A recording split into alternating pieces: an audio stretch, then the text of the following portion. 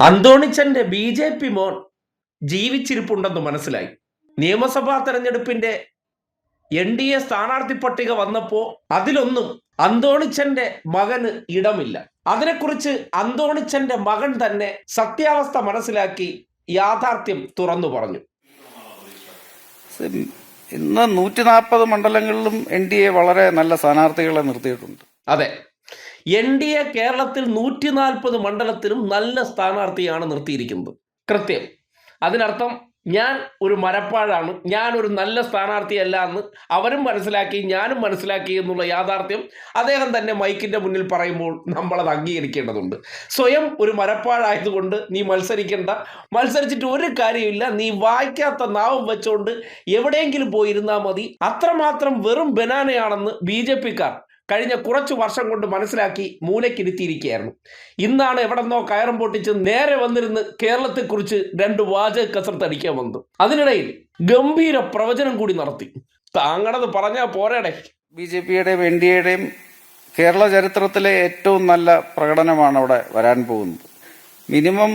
Minimum ഒരു 30 സീറ്റെങ്കിലും പ്രതീക്ഷിക്കുന്നുണ്ട്. Minimum ഒരു 30 സീറ്റെങ്കിലും നമ്മൾ വിജയത്തിന് വേണ്ടിയാണ് ശ്രമിക്കുന്നത്. കേട്ടില്ലേ, 30 സീറ്റ് പിടിക്കും അത്ര. കഴിഞ്ഞ തവണ ഉള്ളിസുരയായിരുന്നു 35 സീറ്റ് പിടിക്കും, ഞങ്ങൾ ഭരിക്കും എന്നുള്ളത്.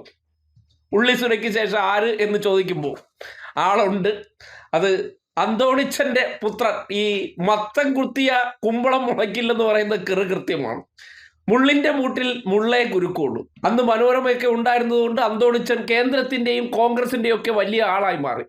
ഇന്നിപ്പോൾ അദ്ദേഹത്തിന്റെ മക്കളെ ജീവിച്ചിരിക്കുമ്പോൾ തന്നെ ബി.ജെ.പിക്ക് സംഭാവന ചെയ്തതിന് ശേഷമാണ് അദ്ദേഹം കെ സുധാകരനെ അനുനയിപ്പിച്ച് ബി.ജെ.പിയിൽ നിർത്താൻ വേണ്ടി ഇറങ്ങി പുറപ്പെട്ടത്.